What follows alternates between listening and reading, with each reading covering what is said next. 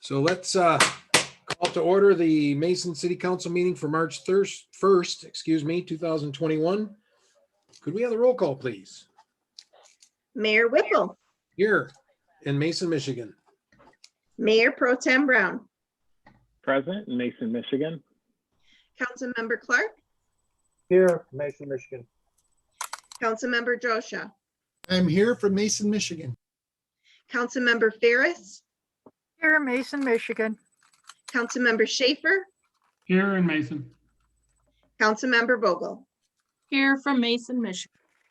We have a quorum. All right, if everyone would rise for the Pledge of Allegiance and invocation led by Councilmember Clark. I pledge allegiance to the flag of the United States of America and to the republic for which it stands, one nation, under God, indivisible, with liberty and justice for all.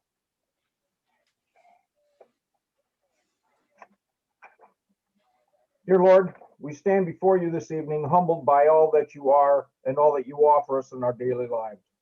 We thank you for the changing seasons, for the love of family and community, but most of all for the unconditional love you show each and every one of us. We ask for your guidance, patience, and compassion as we address the business before us this evening, always mindful of the impact of our actions and words on the members of our community. Please offer comfort to those who are suffering, strength to those who are struggling, and hope to those who feel there is none left. We ask all this in the name of your Son, Jesus Christ. Amen. Thank you, Leon. Public comment. Looking through the list of participants in the meeting, I'm seeing Aubrey, who I don't believe, Tom H, I'm assuming is Tom Hitch. Is that correct? No, it's not. Okay, we have a Tom H and an Aubrey. Can we? Husby. That's Tom Husby. Tom Husby, okay. Does Tom Husby or Aubrey wish to speak?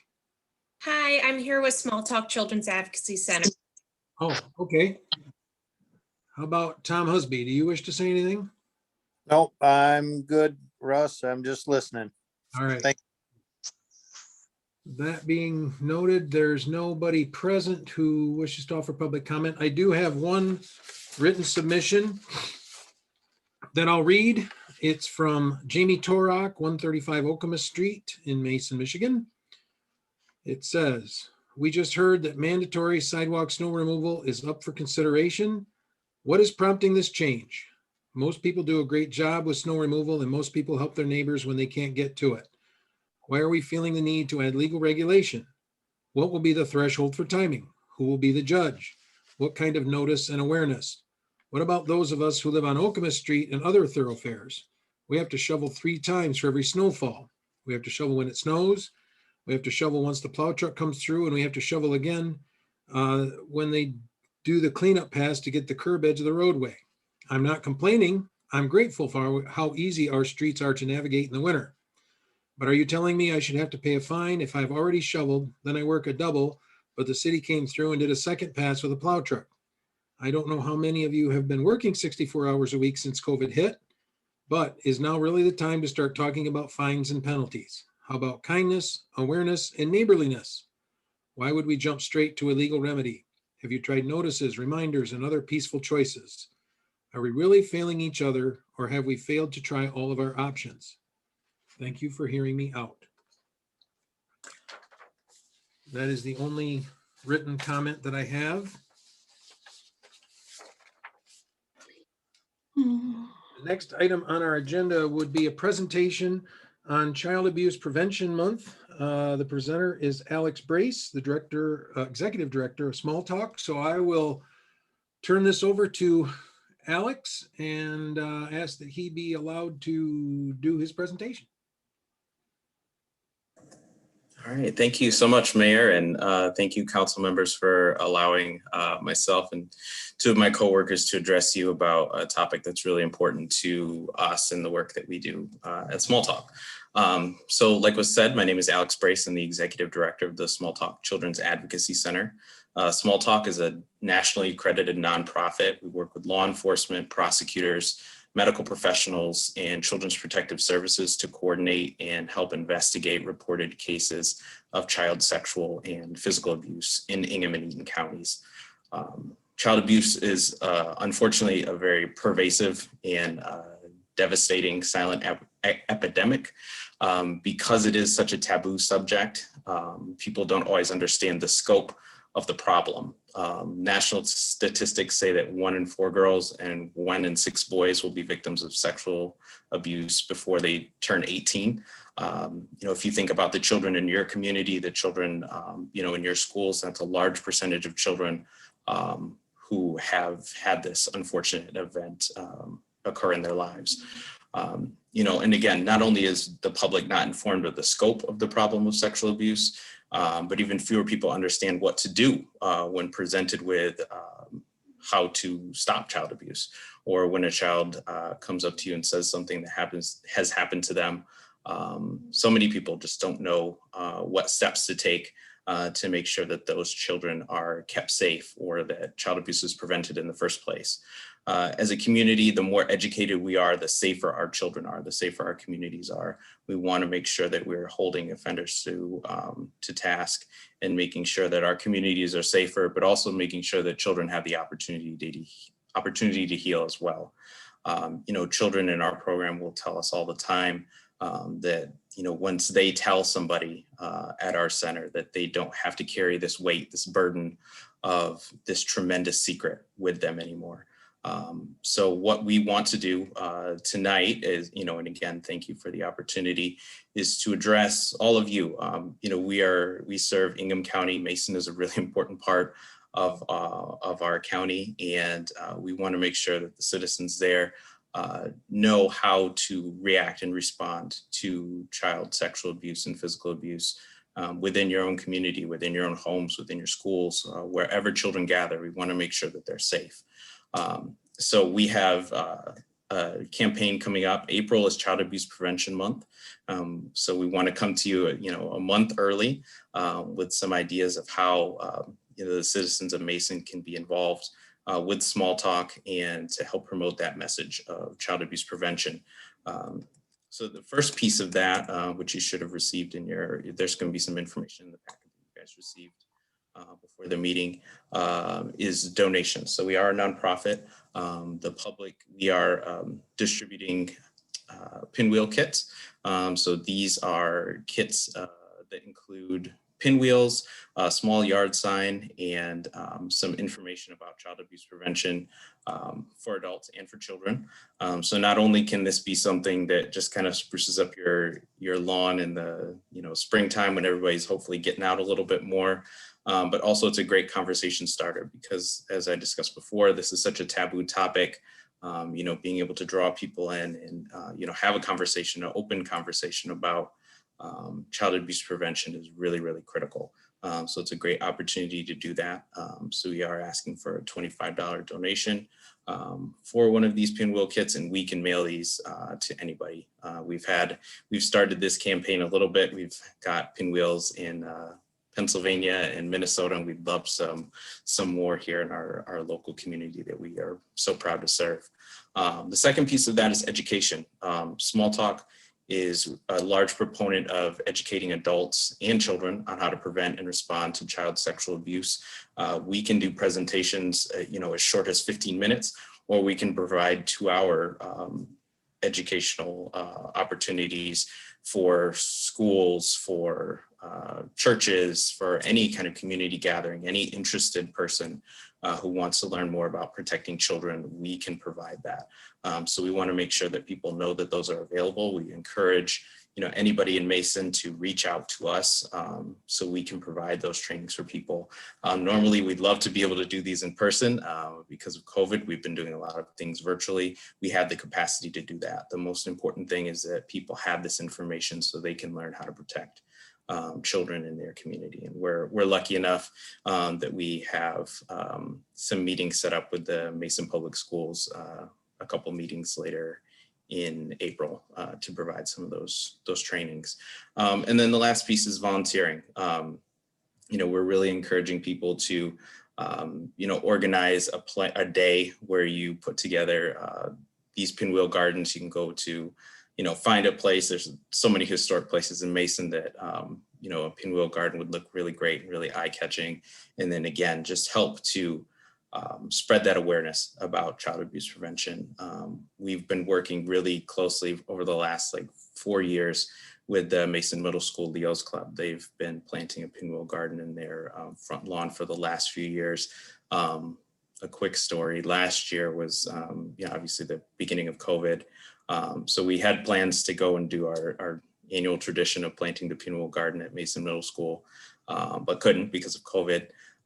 But I got one day in April, I got a text from our board president, and she was driving through Mason and she saw all these pinwheels that were set up along the road, and they had these yard signs with statistics and saying that, April's Child Abuse Prevention Month. So I reached out to the teacher that runs the Leo's Club, Mrs. Hicks at Mason Middle School. And I asked her, I was like, did you guys put these out? And she said, yeah, we decided just, since we couldn't do it, we sent the kids out in shifts, and, they went out and they planted pinwheel gardens along the road. So just, wanted to make sure to highlight some of your great students who, just went ahead and were really industrious and decided that even though, things were really tricky with COVID, that they still wanted to make sure the message got out to their community about how important child abuse prevention is. So again, in closing, I just urge you all as city leaders to help promote this message of child abuse prevention in April. Small Talk really works hard to provide hope, healing, and justice to so many children in our community. And we're counting on you, the adults in the community, to help put that to an end. We are an organization that's really proud of the work that we do, but we regret that we have to do it. So we would love for your support in educating, your local community, so we can save as many children and heal our community as a whole. So thank you again so much for your time. At this point, I'd be happy to answer any questions. I have, like I said, a couple of my staff with me as well. We have Aubrey, who's our forensic interviewer and prevention specialist, and then Chelsea Roberts, who's our development director. So I'd be happy to answer any questions that you may have. Councilmember Vogel, did you have a question? Thank you, Alex, for that presentation. Is an email to best give my constituents to get involved and put this in their yard, your personal contact, or the one at the top of the page, Small Talk, the prevention link? Yeah, so you can go to smalltalkcac.org/prevention. And there'll be lots of information on how to, the whole Pinwheel campaign is up on our website. So how to order those and get them sent to your house is right there on our website. Thank you. Last August, late August, we lost 2 of our little bulldogs from our elementary school, or one. There are 2 brothers who were brutally beaten. One was 6, the other 7, and the 6-year-old passed away, unfortunately, because of the abuse. So I really thank you for bringing awareness, as this does hit home, sadly. Thank you. Thank you. Is there any other, are there any other questions for Mr. Brace? Well, thank you, Alex, and your staff for making us aware of this. It's an important thing, and I know we all appreciate it. Thank you so much. We really appreciate the opportunity. Next on the agenda is the consent calendar. Before we go forward with that, I'd like to remove item B2, the receipt of the attorney's legal opinion regarding remote meeting rules, to new business, item D. So do we have a or is there anything else anyone would like to remove from the consent calendar? All right, we'd entertain a motion to approve the consent calendar as amended. Mr. Schaefer. I move we approve the consent calendar as amended. Second the motion. Been moved by Schaefer, seconded by Brown to approve the consent calendar as amended. Could we have the roll call vote, please? Mayor Pro Tem Brown, Yes. Councilmember Clark, Yes. Councilmember Josha, Yes. Councilmember Ferris, yes, Councilmember Schaefer, Yes. Councilmember Vogel, Yes. Mayor Whipple. Yes. So the consent calendar as amended is approved 7-0. The next item on the agenda is ordinance 233, second reading and adoption. This ordinance would amend Chapter 2, Administration, Article 3, Officers and Employees, Division 3, the Code of Ethics. Again, before we take this matter up, I just want to note that at the last meeting, I had noted that there was a mistake made in the drafting of this in section 2104 B3. There's a citation there for a section that was listed incorrectly, and that didn't get caught before to get into this new packet. It should say in that section, it should reference section 2104 D6 D1. So I just want to note that that correction was made in the last meeting with the first reading. So what we would be considering for the second reading and adoption tonight would include a reference to 2104 D6 D1 in 2104 D3. Is everybody clear on that? So with that, we'd entertain a motion to read for the second time and adopt ordinance 233. Mr. Mayor? Mr. Schaefer.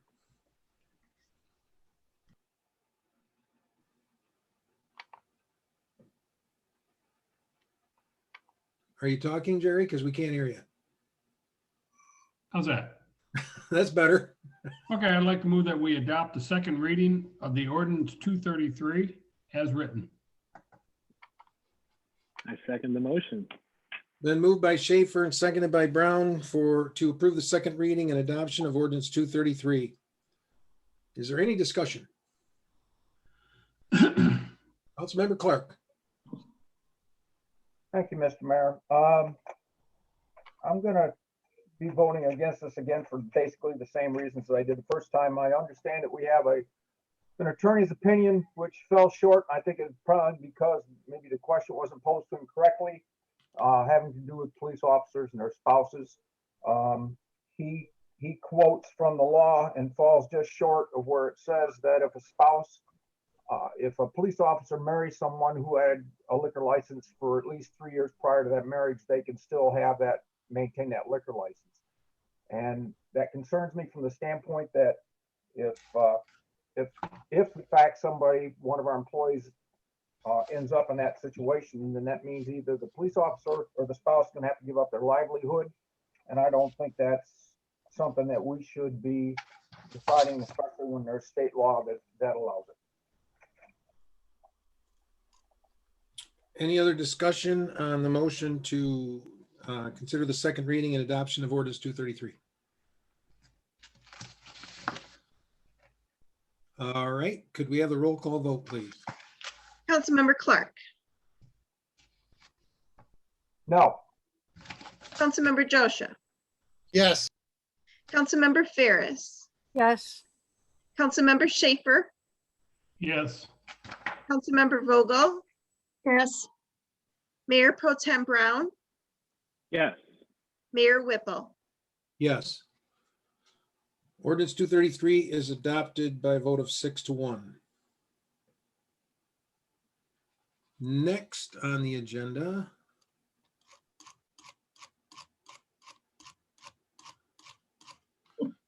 is Park Capital Improvement Update. The first item is an update on the Rainer Park Master Plan and Playground next steps. I'll turn this over to City Manager Stewart. Thank you, Mr. Mayor. We have quite a few capital projects coming up, and so I wanted to make sure on those that we're checking in with the council on a regular basis and making sure we're on track with the as we learn more about the projects, if there's any shift that we discuss that with the council. I anticipate, I mean, I know we're going to talk about Rayner and Leyland today, but I anticipate presenting something to you as an update on the DPW facilities, the wastewater treatment plant, and our timeline in the next meeting or two. So we're going to try to have those catch ups with you just so that you know where we're at. So when it comes to the Rayner Park Master Plan, as you may recall, in the capital improvement plan, almost all of the park recommendations start with a master plan of the park, laying out all the potential configurations of the park, if there's any changes, or just designating certain areas as this will be the playground, this is how this will lay out, making sure that they're ADA accessible and all of those things. So the first step in every park is a master plan.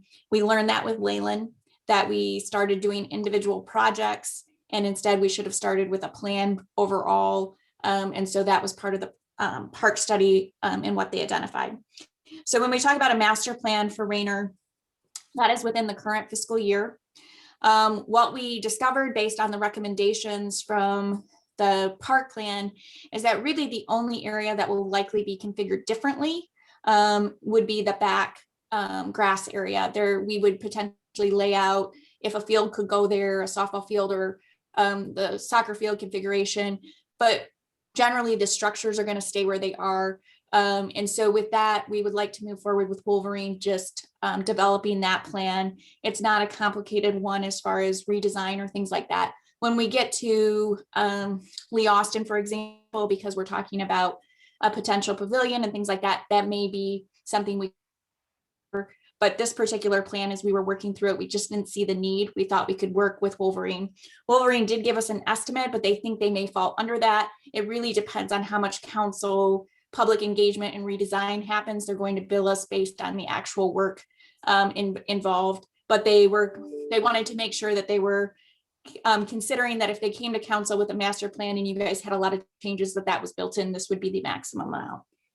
So moving forward with the master plan with Wolverine would mean we weren't bidding that out. So I wanted to check in to make sure council didn't have any concerns with that.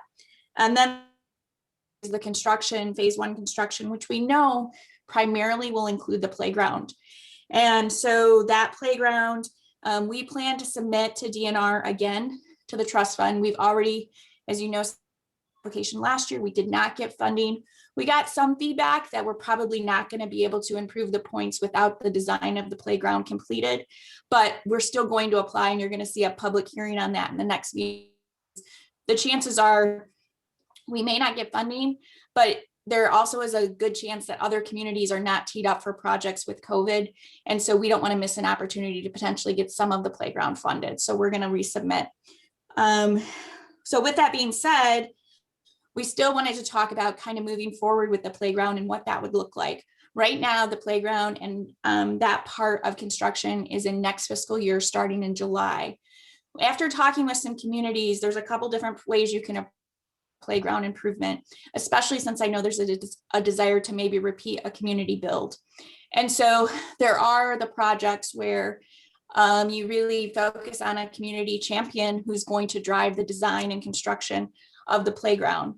That has been successful in some communities, and the city's commitment is small, and it's more driven by when the funds are raised, the playground is replaced.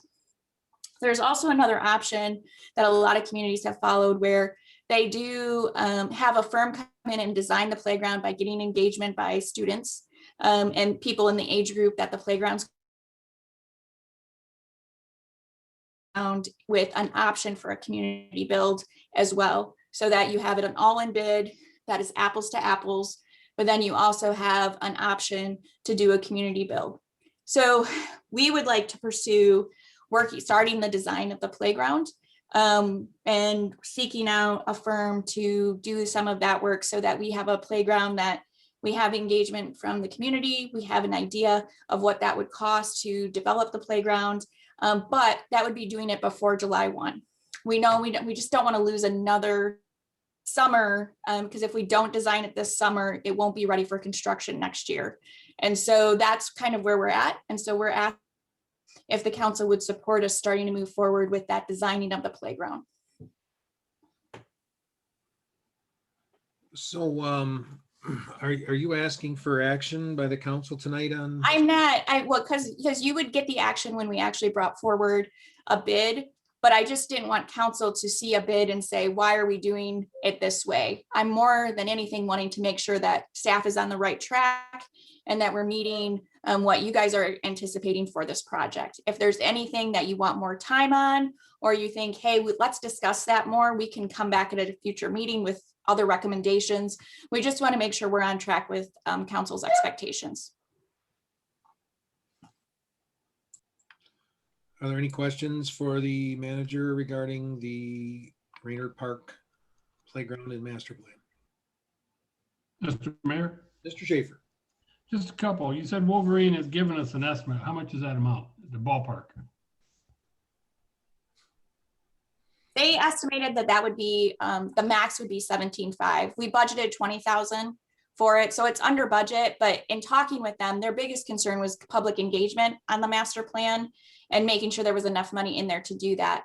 I think the public engagement is going to be limited to council and planning commission because majority of that engagement happened during the park study. It's going to be more of, okay, this is what the park study said. We're designing, and laying out Rainer Park. We want planning commission and council to react to it to make sure we don't miss anything. But if the council said, hey, we want you to seek out more community input to that, that's what this number would be closer to. So let me get this straight. Who's going to make the decision on the playground structure, size, shape, materials? Who's going to do that? Is that the public, or is that council, the planning commission, Wolverine? Well, so I want to make sure we separate two separate Okay, issues. that's So the Rainer Park master plan, all it would do related to the playground would say, this is the area designated to the playground. This is the access points to the playground. This is making sure there's ADA parking near it. That's all the master plan would do. It would designate an area. So the second stage, when we talk about the actual construction of phase 1, that's related to designing the playground. And so we're proposing, there's a couple different options. The option that we've heard overwhelmingly recommended by other communities is to bring in an engineering firm or a firm to engage the public on the materials and what they want to see out of the playground.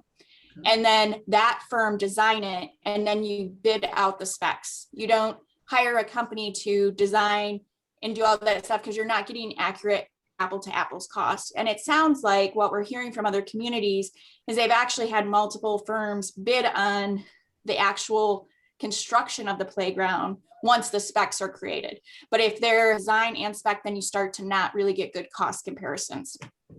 Well, excuse me, will Leatherman's be involved in this? Will Leathers be involved in it? They would be a potential bidder. So they wouldn't be. They would be a potential firm bidding on the project. Okay, so who's going to set the specs? I'm still confused on that. So the option that we're recommending moving forward is we would hire a firm to design the playground and engage the public. That design would be approved by you and the planning commission and the council before we would go out to bid for a company to actually give us a price of what it would cost to do that. Okay, so you got the master plan up here, which involves hiring a firm to set the parameters to send it out to bid after we approve it. What's the timeline? So the plan will be in place before the end of this fiscal year?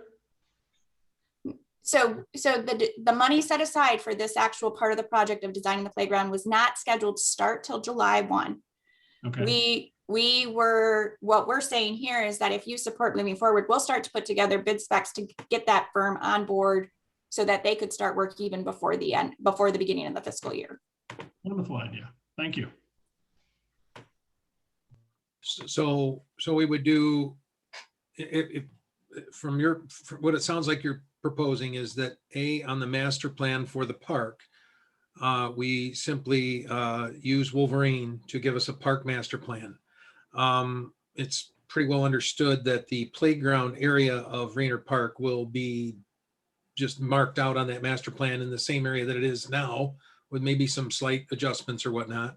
And then the other step of that is what is our strategy going to be for actually designing and building the playground? And you're suggesting that we hire someone to do the groundwork, to get input, and then come up with a set of general specs for a playground that fits our space. And then the council would have to approve those specs. And then that set of specs would go out for bid. And those specs would be fairly high level things, I'm assuming, like just general types of activities that would be involved in the park or in the playground, and different types of equipment, right? It wouldn't specify any particular style or design. It would just be general specs for whatever the things are people design for playgrounds. Yeah, I mean, I think the experience that I've talked with other communities is they really engage, elementary students and things like that. And, do they want more rope courses? Do they want more of this? And that's what would be in the spec. Defining this type of equipment for this age group and incorporating it in that way. But then we have companies that build playgrounds all bidding on the same project. Yep. It's not, and it gives us a better idea. And what we've heard from other communities is that's really reduced some of the costs because you're getting apples to apples comparison. Well, I've got one other question. I'm sorry, City Manager. Okay, so we've got all this and we've gone through the process.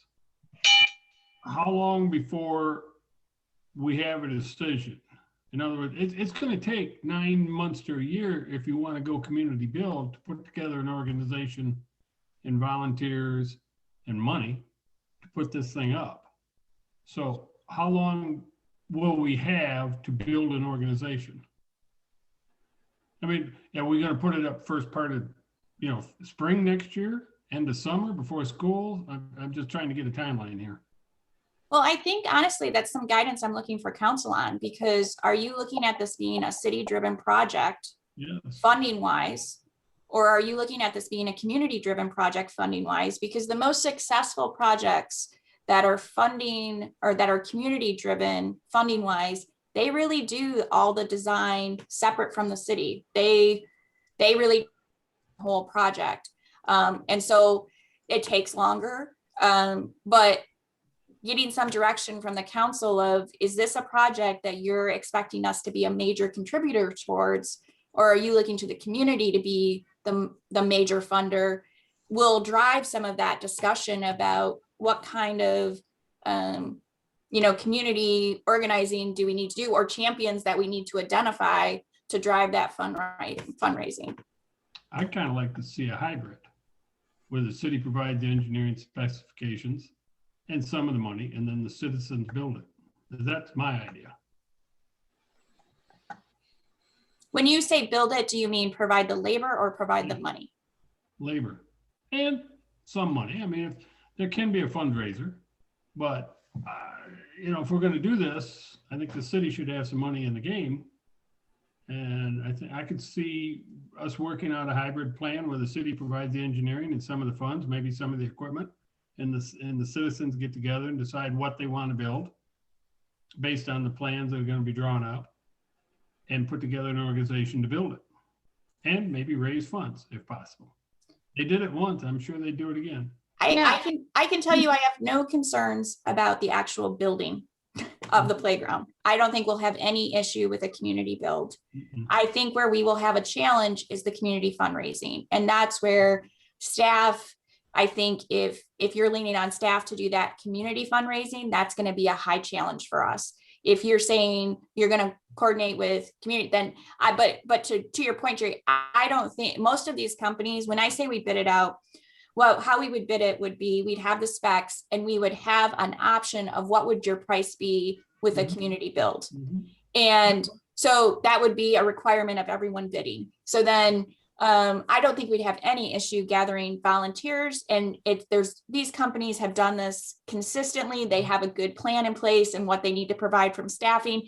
And they give the city a list of equipment that we need to provide on the site in order to do a community build and some other things. So I'm not concerned at all about that. I'm more concerned about the funding kind of breakup on what the expectation of council is on how much funding are we putting in, because really that's going to drive design That's going to drive all kinds of things, what the size of the playground. And so that I think would help with some direction. I think that's a good idea. Thank you.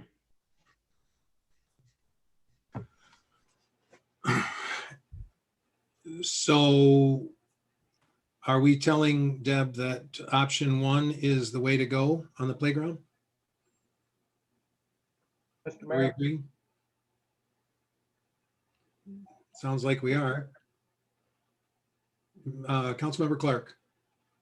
I had a couple of questions. If I understand what you're saying, Manager Stewart, is that we're going to hire Wolverine that's going to develop the master plan. Then we're going to hire another company that's going to establish the specs. Then we're going to hire another company that'll probably do the actual build.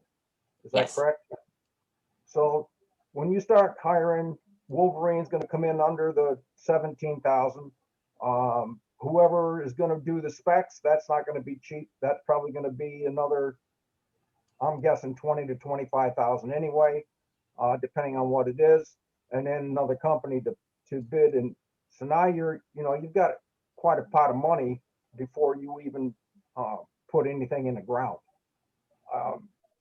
So that's a little bit concerning to me. I know that this playground was built by the community, and the funds were raised by the community, and we didn't even own the park then. That was my class, actually. My senior class did that. And so, I don't know, without talking to people in the community to let them know that my guess would be the majority of the people in the community don't know the condition of that playground and that it needs to be replaced. So, I guess that would be where I would start to get a better feel about which direction we should be going.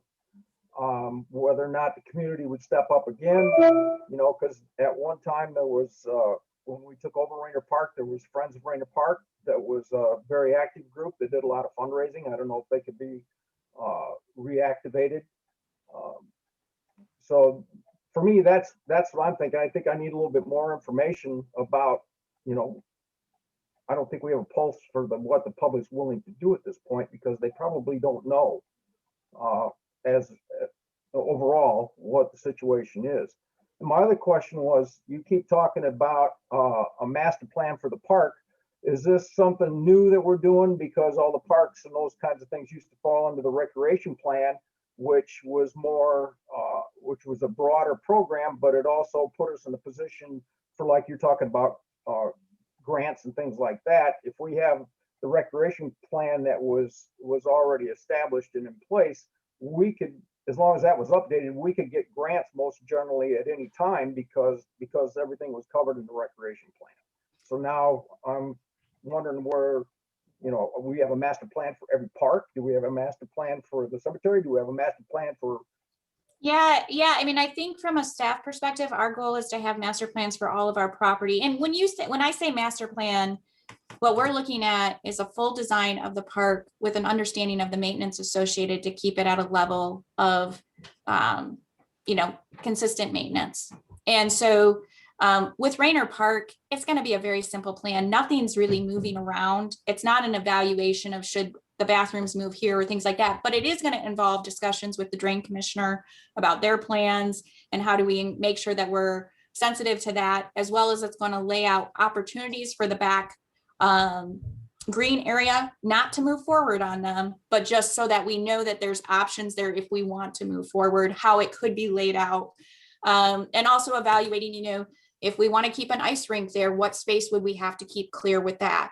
And so that master plan will do it to be a bigger picture, high level of the park. And when we get to Bond Park, that master plan would be evaluating, do we sell any of Bond Park and, have some lots there and make it more of a neighborhood park, remove the softball field. That's the kind of things the master plans will be discussing. But when we talk about, hey, we're going to replace a pavilion or we're going to replace a playground, that's a completely different project. That's, specs of that project and bidding out and having someone that's what they do. It's a different element than what we're talking about. Does that explain it a little bit? We do have an active master plan, and we did apply for replacement of the playground to DNR in all three of their funding opportunities last year. We just did not get funding. And so we're going to apply again. The problem that we have right now is they want the playground already designed, and they want to see that it's completely accessible, and that is, some key elements that they want for that. So, I mean, we're going to communicate what we can at this point, but we just aren't to that point at this stage. But we don't want to miss an opportunity that if there aren't a lot of people that applied this summer, we might be more competitive, Yeah, I understand that. But like I said, when you start talking in terms of master plan for Rainer Park, and you're gonna have a master plan for Bond Park, if it's gonna cost us 20 grand for a master plan for Rainer, is it gonna cost us 20 grand for master plan for Bond? Is it gonna cost 20 grand for Hayes? You're adding a lot of money that could be, to me, easily pocketed and saved for the actual projects if we just keep our recreation plan up to date and make it, if we have to, make it a little bit more specific. That's controlled. We don't have to go out to an outside firm to do our recreation plan. That's something that we develop all on our own.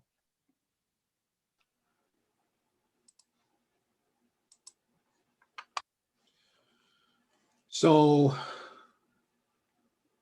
what the staff, what Deb is telling us is that the current direction that staff is going to take is hire Wolverine to do a master plan for Rainer Park and hire an engineering firm, or a design firm, probably be a better term, to develop specs for the playground at Rainer Park that would then be used to bid out actual construction. Now, those specs, when bid out, I mean, they could be bid out to, by anybody. And it could be a company like Leathers that their proposal in their response to the bid is, we will provide material for this amount if the community commits this much labor and this much money on their own.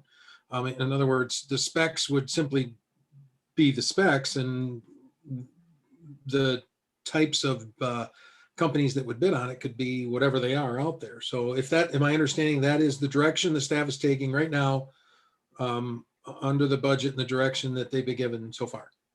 That's accurate. And I just want to be clear that there are decision points that will come before the council on both of those items. There's going to be a decision point when you see the draft master plan. You'll be able to react to it and give feedback. There would be a decision point on when we actually recommended an award of the design company. If you said, no, this isn't what we want, you would have a decision point at that. We just don't want to put in a ton of staff effort in that direction if it's something that is not on the right track of what your guys' expectations are. I think you're on the right track, Deb.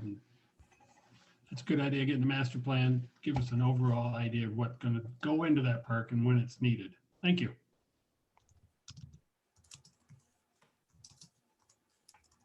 Any other comments?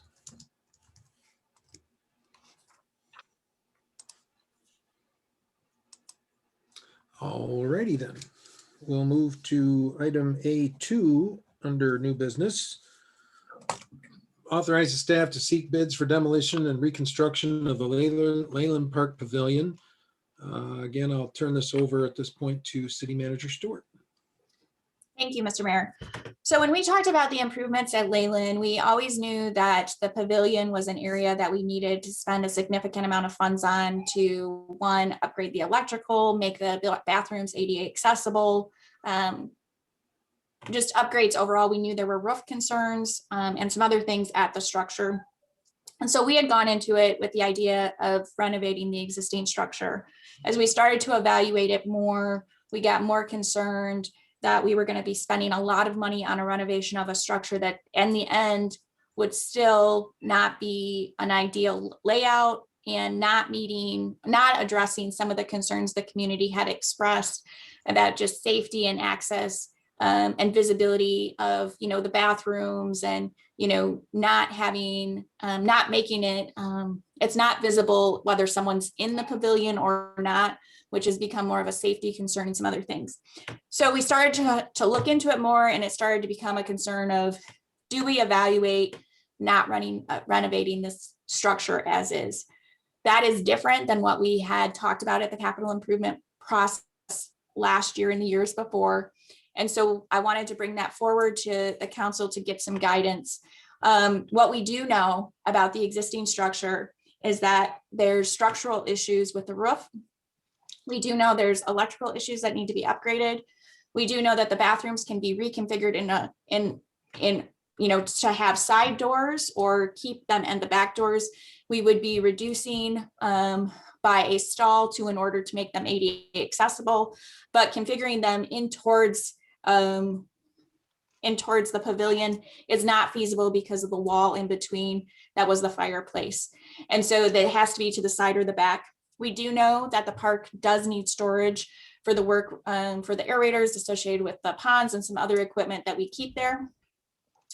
So where we kind of are at the decision point is when we started looking at some other communities and recent work that they've done in standalone pavilions and some areas where like they have the precast restrooms or they have the built structures, that we're not getting that far off of what we're going to be investing in the renovation of the facility.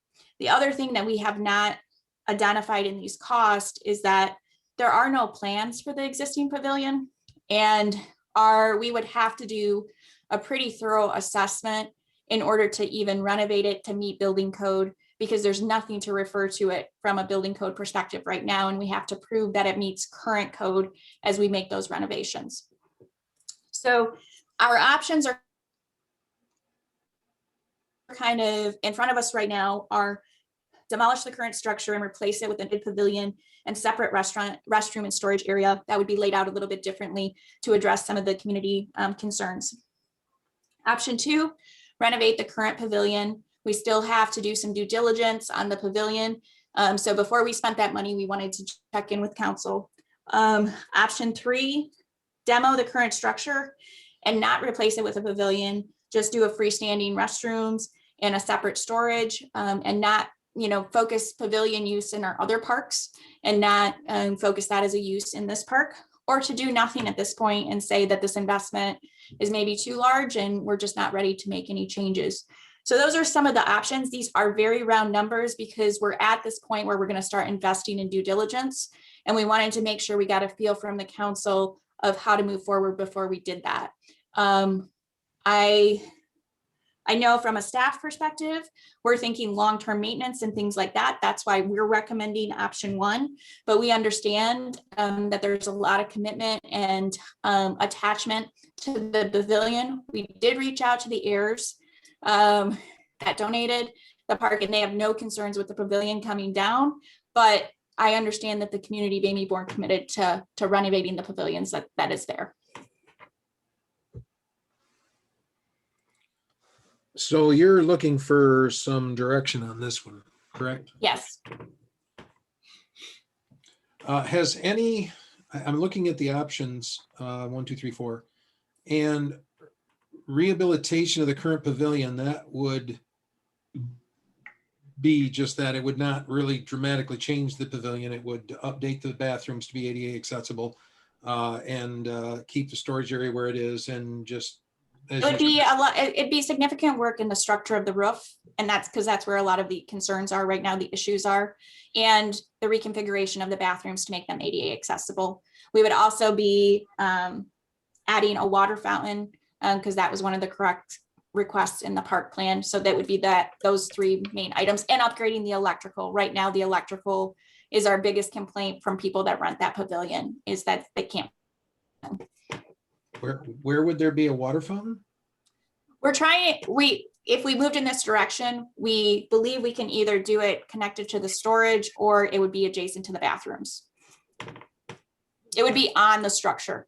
When you say water, you mean a drinking fountain? Yes, I'm sorry. Oh, okay. Yes. All right, Councilmember Schaefer, did you want to say something? City Manager, has there been any talk of taking the storage unit out of the pavilion and tearing that all open so that you can see from the parking lot looking north into the pavilion, and then taking the doors off the north end of the bathrooms and moving them to the inside of the pavilion so that you can see the doors from the parking lot and the road. That building is structurally, in my mind anyway, and I'm not an engineer, but it certainly looks like it's structurally sound enough with the pillars and the cement floor that it could last a long time. And I think we could do it for a lot less than $150,000 and preserve the look and the feel of the building that the citizens want. I can tell you this, we did look at the doors facing into the pavilion, and it's not possible with the current, because that's where the fireplace was. There's not, to get the doors through there, that wall configuration is too thick for the doors to be oriented that way. In talking with the Syrian. Even on either side of the fireplaces? I mean, the fireplace only takes up about 8-10 feet of it. My understanding is the configuration of the bathrooms do not allow for it, but I can confirm that, and I can go back with the city engineer and confirm that. We have not evaluated removing the storage because we'd have to recreate it somewhere else because storage is needed for the park, but that is something we could look into for sure. I think it would be more expensive. I don't think it would be less expensive, but it'd be worth evaluating because the biggest issue is the structural issues that would still need to be addressed. But we can ask for an estimate. We may have to seek an architect to get an estimate to do something like that to ensure the building is structurally sound in order to remove that part. But we can definitely look into those costs if that's something that would help with decision making. Well, I don't want to run the costs through the roof, but I think it'd be worth looking at because the separate bathrooms that were proposed in the packet you sent us. I don't want that in my park. The picture alone just kind of discourages that Yes. project. It's such an eyesore. Well, there are options as far as stone color and things like that. And if you have been to the park near the traffic circle that Delhi put in, they just put in these precast bathrooms and they actually look really nice in place. But I understand that that is not the current feel of Leyland Park. And so I can understand that reaction. I guess I'm seeing that. I'm not personally. I would like to have the chance to either hear from the engineer or have him report that what exactly is structurally unsound about the building in removing the walls. For instance, removing the storage area and also removing the fireplace. Remove the fire. Just take it out, the whole thing, and the chimney and everything. And free up that space and removing the black wall that exists between the pillars and the fireplace and moving the doors around because maybe there is some issues with the beams in there, but the way that building's designed, it looks as though all the way along the building, even where the storage area is and the bathrooms, it's the exact same design as far as what's holding up the roof. So I'm just curious what the structural issues are with the roof and with the whole removing the fireplace and all of that. And quite frankly, I'm wondering is the best way to go if we could remove the storage area and open that end up. And there is some issue where the bathrooms can't be made ADA accessible in their current location, then remove them as well and build another building that is the storage area and the bathrooms, which would be similar to what we're talking about doing anyway when we're talking about demolishing the thing, building a new pavilion and a new building. Yeah. So that would we can definitely come back with some more estimates. And I know our city engineer is willing to do estimates. I know I expressed to him that we may need more information and he can give us, and I'm sure he will give us where his limits are of where he would want to consult with an architect versus what he feels comfortable giving us an estimate on. So with that, do you not need any direction other than getting more info? I think Councilmember Clark had his hand up, so I don't know if he has any more information, but based on what I'm hearing now, if consensus is to move forward to get some more information, we can bring it back. Councilmember Clark? Thank you. I think with the exception of probably Councilmember Ferris, most of you probably don't know that that pavilion was built with removable walls because it was the original warming house because they used to allow ice skating on the ponds. That's why there's a fireplace and all that kind of stuff. So the walls would be installed for the winter and then would come down in the spring and stay open for the summer. I know it's an old structure, and if we could rehab it cheaper and accomplish what we want to accomplish, I think that would be great. What I would like to do is try to get everybody to look a little bit more forward and think a little bit more outside of the box, because recently the Planning Commission was requested to attend a seminar on winter activities and those kinds of things. We have a lot of recreational assets in this city, and that park is one of them, where we don't allow skating on there because we're afraid, the insurance company is afraid that we don't know how to tell people that the ice is thick. They're going to skate on it if they want to or not, whether we tell them yes or no. There have been people out there ice fishing. There have been people that have shoveled it off and skated and done a bunch of things already this winter. If we're going to do anything in that park, I would like us to, take a good comprehensive look at that and maybe utilize those assets. If we had to pay a student or a high school student or somebody part-time to be kind of a monitor down there in the wintertime, so be it. We would be utilizing the park, allowing people to skate. And I think that if we do anything with structures, that it should reflect, or at least give us the opportunity to fully utilize that park to its maximum, because I think it's underutilized now, at least in the wintertime. And this is something that, like I said, when you're looking at a comprehensive plan, you want to use all of your facilities year round if it's possible. So I really don't care which direction we go, but I would like to keep those kinds of things in mind. Mr. Mayor, Yes, ma'am. I want to echo you and Council Member Schaefer on looking at the building.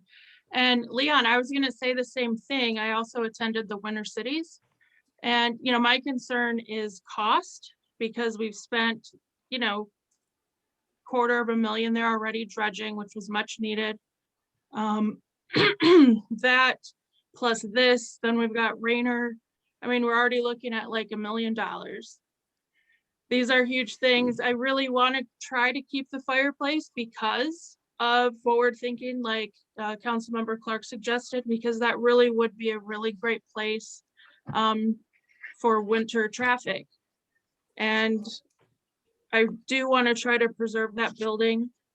I just want to keep costs down, because it's not like Rainer where there's so much acreage and space. I mean, it's basically a play area, a really pretty windy path, and 2 ponds. And so we're spending a remarkable amount of money. So I would favor hearing from the engineer, and it's exciting that we're on the same page as far as winter time. Just for the record, the fireplace doesn't exist anymore. It's been blocked up, just so you know. Bring it back. So, city manager, do you have what you need? I think so. Yeah, I'm hearing that you'd like a little more information about options of the renovation of the existing structure. And then maybe a little more specifics on if there is alternative options, what that would look like.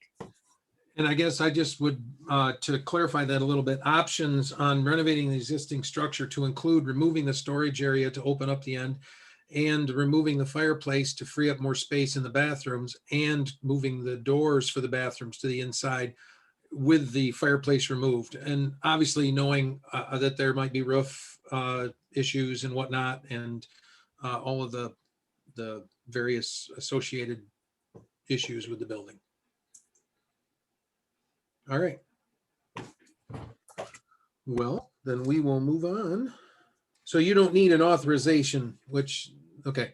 No, I mean, and I know this can be confusing because I'm not asking for a specific action on some of it's really important for me to hear this feedback. I think this has been helpful in giving staff some direction. And the council and anyone else should understand that this is not final, right? I mean, we're still in the preliminary stages of this. We're not saying anything particular is going to or not going to be done. We're just still trying to develop a plan for what direction to go. All righty. Next on the agenda, we have an item, discussion item added by Councilmember Vogel regarding snow removal. I guess Councilmember Vogel had sent an email to council members that is in the packet. I'm not, I gotta be honest with you, I'm not really sure what the specific intent is of this discussion, so I'm gonna turn this over to Councilmember Vogel to tell us what it is she really wanted to discuss. Thank you very much. I was super happy for myself because I posted why the challenges are for not having an ordinance. So I thought, I listed how it's difficult to have language. How are you supposed to have time on that? I listed how many sidewalks, miles of sidewalks, miles of streets, DPW hours, labor, their overtime in winter, and just how there just isn't time, money, or staff. As though, because I get a lot of messages at wintertime, you know, like the sidewalk corner, I almost got hit by a car walking my dog. There are landlords, unoccupied homes, and owners of undeveloped lots that do nothing. That's mostly along North Jefferson, and you've got that on Cedar. Homeowners, a little bit that do not do anything. I do think back to lawn mowing, like we enforce that. So I do understand that it's very difficult. I know we talked about this last year. Then I was brought to the attention of the corner, and I understand our business district on Cedar Street. So business owners on Cedar Street have a difficult time as well.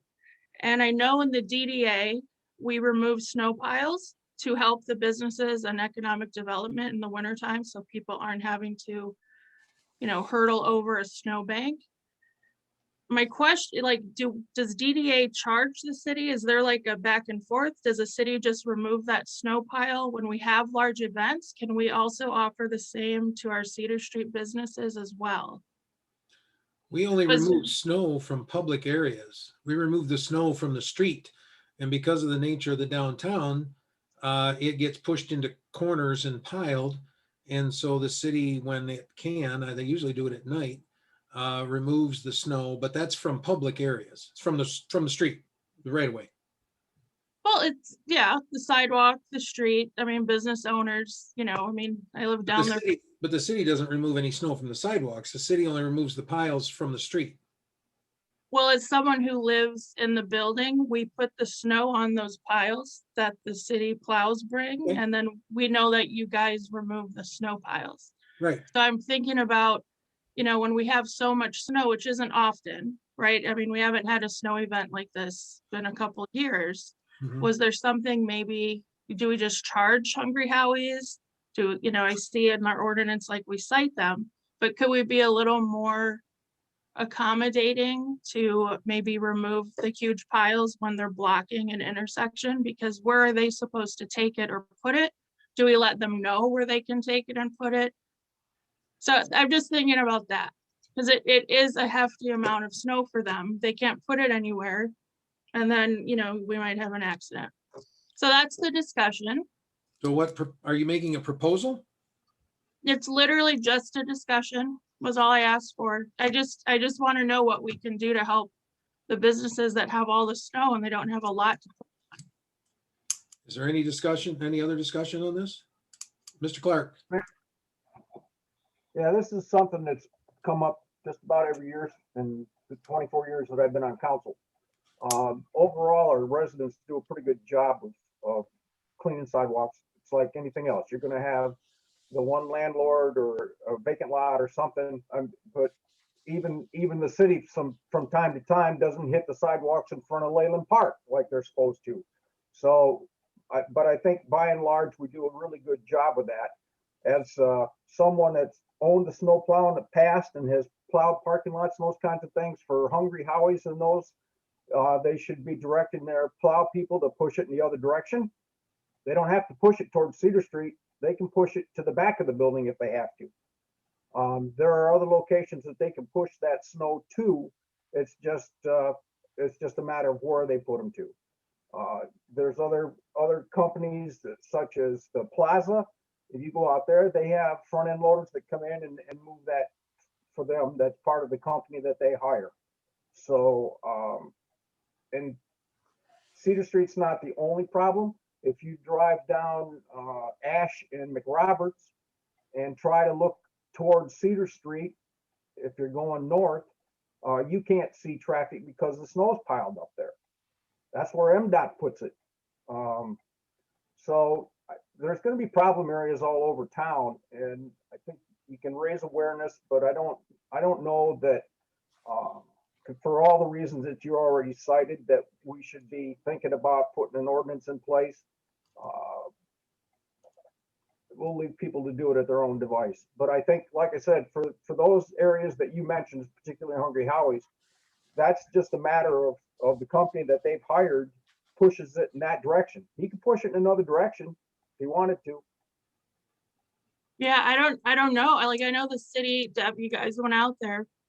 Just every kind of late fall, do we send a reminder letter where to push your snow? Like, is there something we could do to be courteous so that they are aware to push it in a separate direction? I mean, I don't know if that was discussed either, Deb, when you guys went out there to site the triangle. Well, I just want, It's the plow people. It's the plow people that do it. They hire an individual that comes in and he puts it wherever the hell he wants to. Hungry Howie's, if it was an issue for Hungry Howie's, I'm sure they'd sit down with the guy and say, hey, push this in the other direction because people can't see here. So obviously it's not an issue for Hungry Howie's, or they would have addressed it because they have other options. But most people will hire a company or an individual to come in and plow, and the plow person just puts it wherever they think they can. Any other discussion?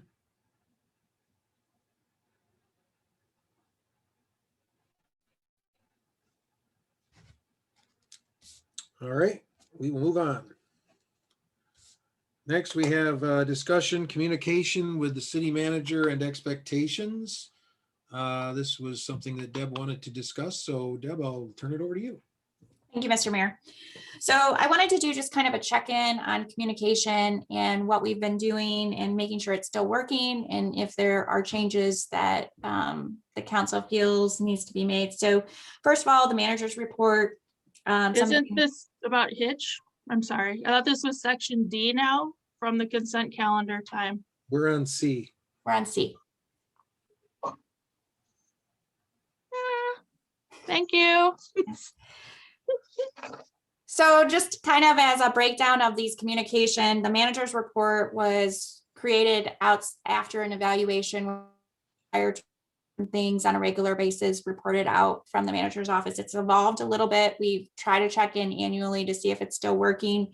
My first question, working, is there more information than you need, less information? We do spend a lot of time staff-wise on those reports, updating them. We want to make sure they're still valuable. The second item is the staff agenda report. That format that we've been using it pretty consistently over the last 2 years based on some recommendations that came out of what you guys would like, what council would like to see out of agenda items. We try to address fiscal impacts, authority, and things like that. Is there anything else that we're missing that you would like to see? And then the supplemental information, one of the things I'm recommending a change on is that we limit supplemental information to only things related to the agenda. So that time frame and that time constraint of getting that information to you guys before a meeting is only related to the agenda, and we make sure that it gets to the packet so the public can see it. Miscellaneous inquiries, this is where I'm looking for a little more guidance.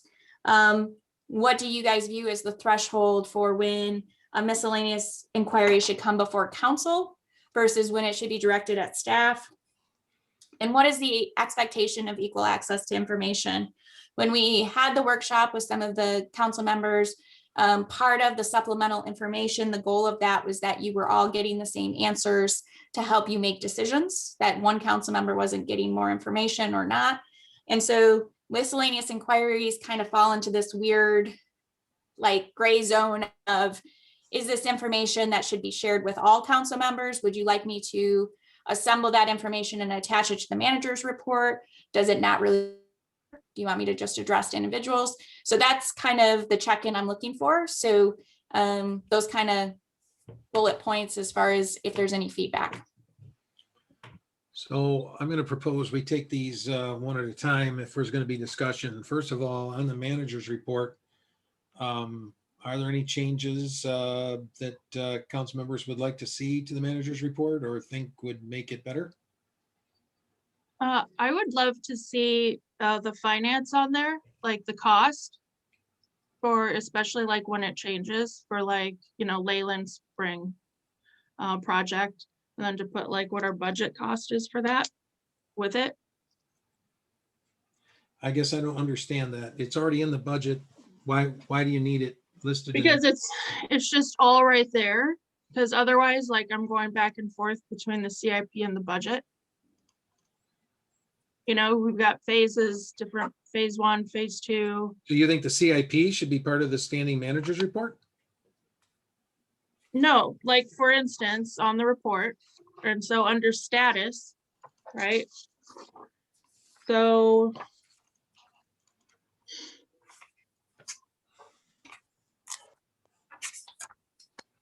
well, number 6, rebuild, anticipate start date spring 2021. In that last column, it'd be great to have the price in there. But why do you need the price in there if it's already been approved and it's already, I mean, what we've already dealt with the price? I'm confused. Well, I have a different, I think This I thought is for transparency. It's of course for board members, commissioners, and council members. And then it's also for the public. That's correct, but that information is available transparently to all of those people. And it's a redundancy to require it to be relisted and tracked again, because it's going to become inaccurate. I can guarantee it, because something will get missed or won't get updated. And then there'll be 2 different bits of information out there, because from my perspective, I think the manager's report has actually gotten too long. I don't need to see every open building permit. For instance, I don't see any reason for us as a council member to know every open building permit. If we would like to see when building permits are pulled, a new building permit, that would make sense. But to have a tracking here of all of these building permits, that's not our business. I mean, that's for the staff to manage, and it's for our information to be able to answer questions that people say, hey, what's going on at such and such address? If we know about the initial building permit, we can answer that, but we don't need to tell them, and oh, by the way, now it's pending, or there's a temporary occupancy permit. I think it just is extra work that we're asking the manager and the staff to do that they don't need to do. And I think having to track costs in the projects would be the same kind of a thing. So I guess I just don't, I have a different approach to it. I don't see. Yeah, I mean, we function differently between the community, but it is challenging because it does change. And so even when I'm looking at the budget and the CIP and it changes, and then I'm emailing and I'm asking, did this change? Because the project number, it really would help me. And I'll just keep emailing Deb, whatever. That's just what I am suggesting that would help for what I do with these. Well, the bottom line, I guess, just to be clear, these are all suggestions. The manager's report is the manager's report. She can make it anything she wants. So what your opportunity here is to give input on what you think it should be and what you think it doesn't need to be. And then the city manager can decide what is actually included. Any other discussion on the city manager's report? Input for Manager Stewart? One more. Mayor Pro Tem Brown. I see you, Elaine. Thanks, Mr. Mayor. So thank you, City Manager, for raising the question. I think it's definitely healthy to do a check-in. I like overall the content that's provided. My request is fairly simple. I find the most value in the operations and the staffing updates. And so I would like to see those kind of front and center on the first page, especially because sometimes there's an item or two that is specifically to the attention of council members and that we may need to reply time sensitive in a time sensitive fashion. So I think having that, at the, above the fold on page A1 is probably most appropriate so that we make sure we're all getting it. And then the supplemental information on projects and so forth, I'm kind of ambivalent on. I definitely appreciate having it there for quick reference. But I'm willing to go with whatever way the rest of the council is. I just think that some of those narrative bullets that you're providing on COVID and on staff and operations are probably the things that I get the most value out of. Councilmember Ferris? Yes, actually, I tend to agree with Mayor Whipple on the building permits that just like an opening and closing is sufficient. It doesn't need to continue. Thank you. Councilman Clark? Let the record reflect this oddity in a meeting proceeding that I also agree with the mayor that Blind squirrel gets a nut every once in a while. every once in a while. Oh, he's in a classroom now. What happened?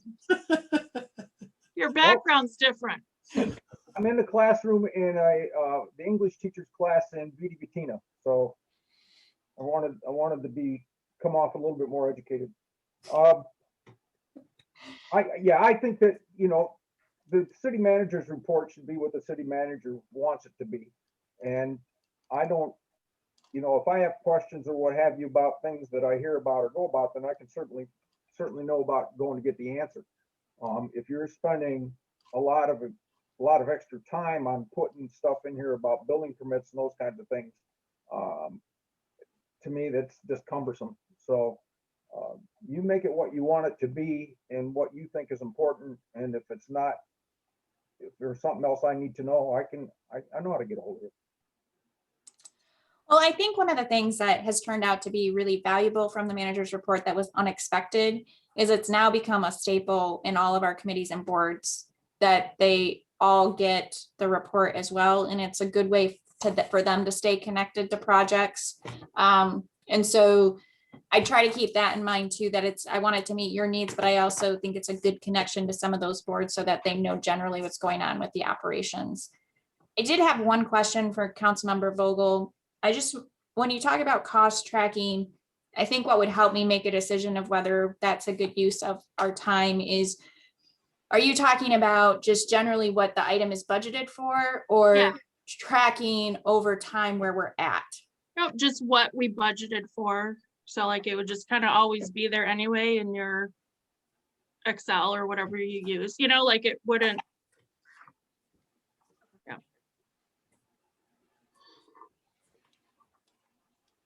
Thank you. Councilmember Schaefer, did you have something you wanted to say? No. Oh, No. okay. Councilmember Clark? Yes, sir. About the supplemental information and things like that you give Deb, quite honestly, I'm not a big fan of that stuff, and I'll tell you the reason why. Is that if I send you an email and I send everybody an email and you answer and I think we have a tendency to lose some transparency there. If we have a question, we can bring it up in public in a meeting. If it's something you can answer down and dirty quickly, then you can answer it in a meeting. If not, it's something that we normally would direct you to bring back more information to the next meeting. And I'd like to have these things brought out in front of the public rather than coming into a meeting with all the I's and T's crossed and dotted, and everybody thinks that we've already made our decision before we've even gotten to the meeting. So, and I know that it's innocent enough and we think we're given more information, but I think we lose something valuable there by following that tact. And for me, if I have a question, I'll ask it in the council meeting. And then as I have in the past, you know, I've brought up different issues already, and we've either said, yeah, you know the answer right now, or no, I'll have something for you at the next meeting. That's good enough for me. But at least I did it in front of the public, and I don't think that anybody's going to be able to say that this thing was already decided or answered before we got to a meeting. Mr. Mayor. Any other discussion on the manager's report? Let's stick to the manager's report right now. Councilmember Schaefer? We're sticking to the management report right now. not the- Yeah, let's wrap this up and then we'll move on to the other ones. Okay, the management report, I think it's fine just the way it is. Okay. So Deb, have you gotten some feedback on the manager's Yes. report? That Yes, thank considered? you. Okay, now the staff agenda report, are there any changes or updates that anybody thinks need to be done to that? Councilmember Schaefer? Just something real quick, and this is only for my own interest.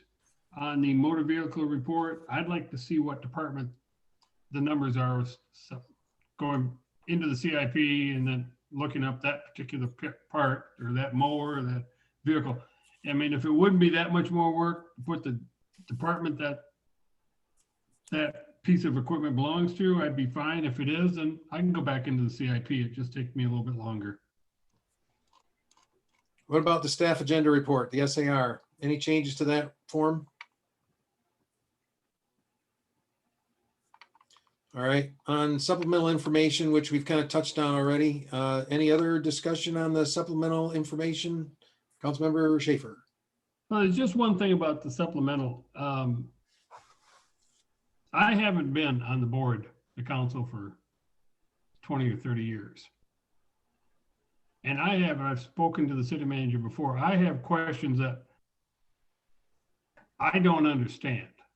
And I don't think it's rigging the information so it looks like we're doing anything nefarious. I'm just curious to some things. I'm a very curious person, and I ask a lot of stupid questions, but I get a lot of answers. You do not. Don't say Yeah, that. I do. But anyhow, there's some things that I just want answered just for my own information, not because I've got some purpose. So I don't, I guess what I'm trying to say is, if it doesn't have anything to do with the agenda, I don't care whether it's on the Monday night report before our council. I could care if it takes a week or 2 weeks or 3 weeks. I just like an answer. And, you know, if it's taking up too much of her time, then tell me. I'm sure Deb will tell me. And that'll be the end of that discussion. It's just that I have questions, and city manager has been nice enough to answer them. And probably some really silly questions, but she's been nice enough to answer them. And it's helped me in my position here at city council.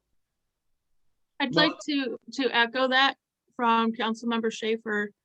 It was my understanding we kind of started this because I would have so many questions. And for an example, like, you know, on the consent calendar, it'll have, you know, approved bills, $80,000 or whatever. And so to not slow up the council meeting and remove an item just to ask for clarification, like last meeting on the $20,000 donated and the dog, you know, to have that on the supplemental is helpful because not everybody really needs to be a part of that. And when there are more than 3, I think we discussed once, then that kind of lets Deb know that if everybody's asking about a certain item, then what she needs to explore more. But it has been extremely helpful for me as well. Navigating through council, I ask a lot less questions than I did my first year and a half. It's super helpful because I don't know the process or how to go or how to remove something. And a lot of my questions aren't process and policy. So that's my understanding of why we started doing them. And, you know, it's been, I always put in my subject line agenda or supplement or packet questions or something so that Deb knows, you know, these are for the agenda. But I really rely on those because sometimes I don't understand the littlest thing and I don't want to drag the meeting down because it has nothing to do with the business of the city. It's just for me to understand for future or past relations to meetings. As I recall, this particular bit of information, the reason it even came up as a council correspondence was that there was a request by the city manager that if council members had clarifying questions, I guess for the lack of a better way to describe it, regarding an agenda item in a meeting between Friday when they received the packet and Monday night when the meeting occurs, that she asked that we ask those questions to her if they were a question that might require her to do research and gather more information so she could do that work and have that information at the meeting. That is probably a very good idea and is a very legitimate use of the manager's time because it enables her to be more aware of the sorts of things that might come up in a council discussion about an item that is on the agenda. And I don't think that that's really the issue. I think where the issue is that this supplemental information is now turning into basically a ask the manager time. And instead of doing it in public meeting, we're having her do it in a private course, or not a private correspondence, but in a correspondence to the council that then is included in the packet.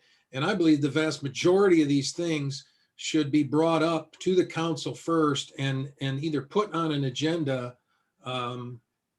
or they should be put on an agenda by a council member with the appropriate information to allow the manager to prepare for whatever information she may have to provide, or they need to be dealt with by the council at the time. In other words, acted on or voted to do it or not do it.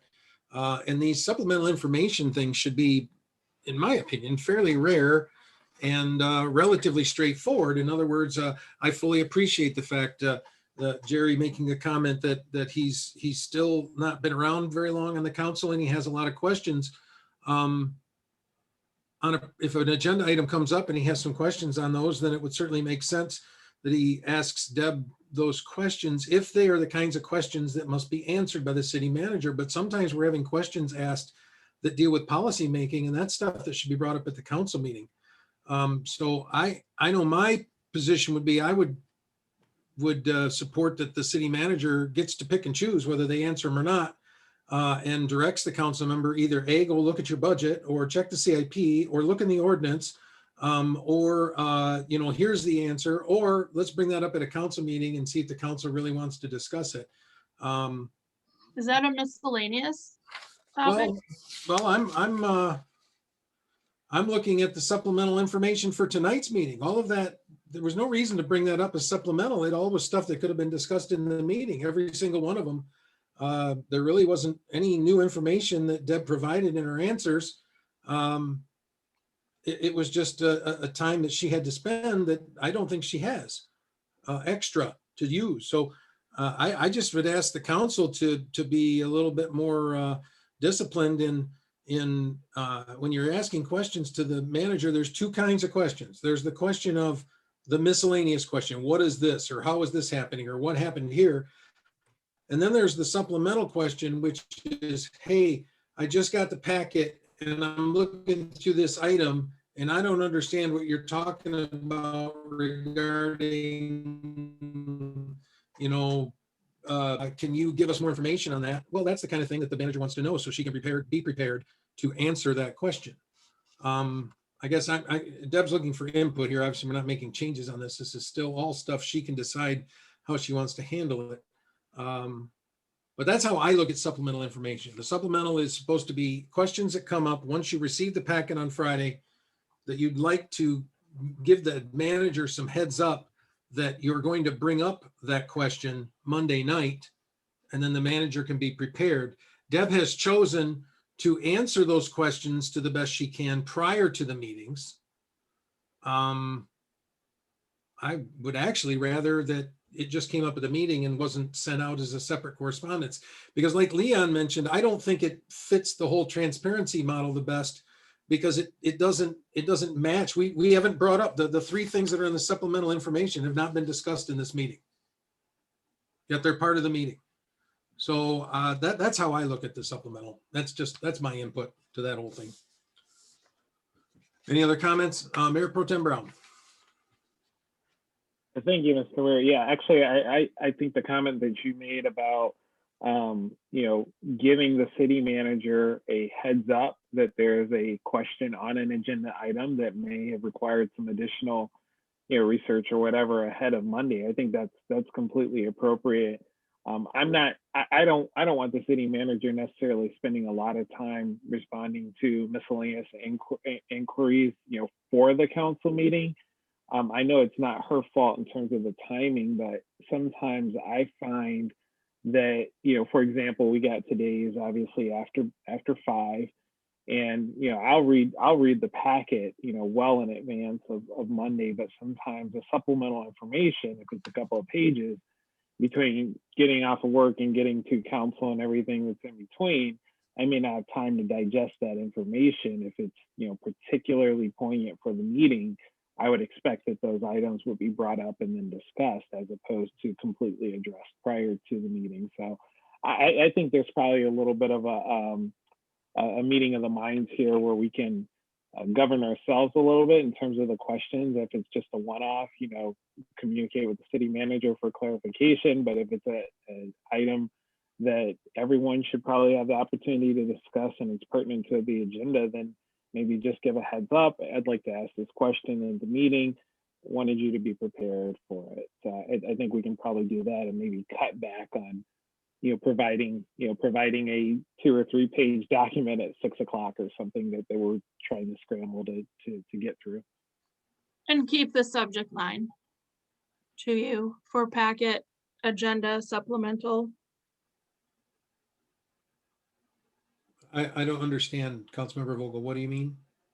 Well, like to address the subject line in that email for supplemental questions, or like a heads up to label it. Well, The other thing that Deb I is think- smart enough to know if it's an agenda item request or not. I mean, she knows what's on the agenda. Anyway, go ahead. actually, yes.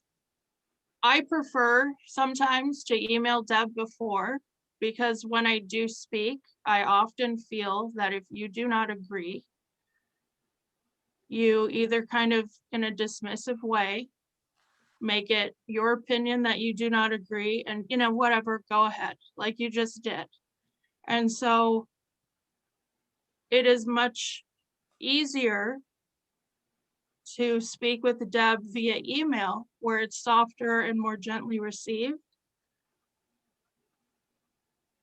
Well, there's nothing personal about this. I'm entitled to my opinion as much as you. And if it doesn't agree with yours, then that's what I'm going to say, just like every other council member is going to do.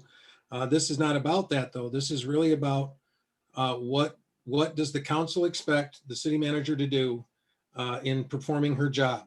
And I would like to see us go back to the original intent of the supplemental information idea. And that is, if there's questions about an agenda item, that it's, and it's kind of a guess on the part of the asker. If you think it's something that is going to require the manager to do work in advance, it's a common professional courtesy to give her the heads up. Hey, I'd kind of like to know this background information about this item before the council meeting. A very good example of when this could have been used, but it would have been best to be done the way it was on Jerry's issue with Leyland Park. Jerry could have very easily written a request for supplemental information this weekend to Deb, said, hey, I want to know what's going on. If you've done any studies on refurbishing the pavilion as it is, knocking out this, doing that, and yada, yada, yada.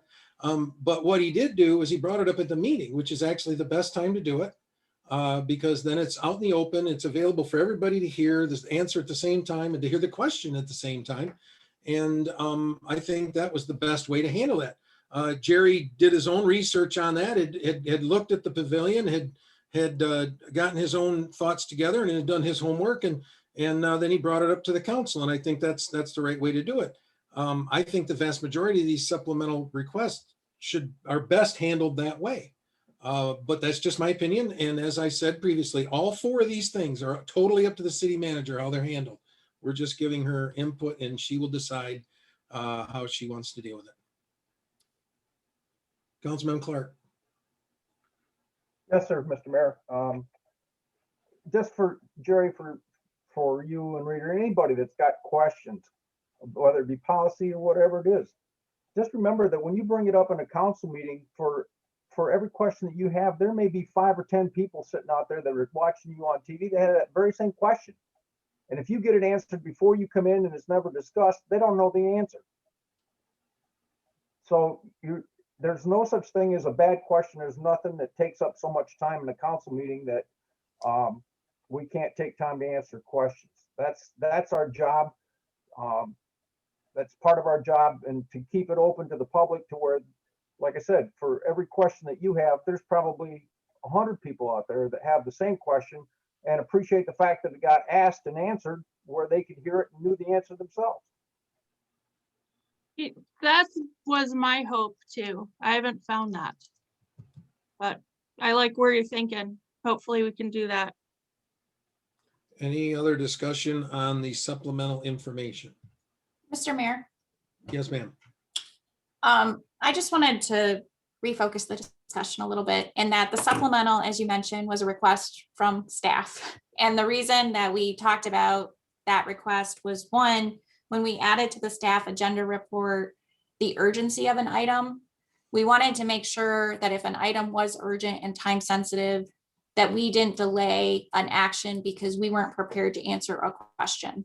And so getting back to kind of hearing this full circle, I think we can achieve a lot of what we're all trying to address here, which is, it was never my intention that the answers to supplemental would mean that it still wouldn't be discussed at a council meeting.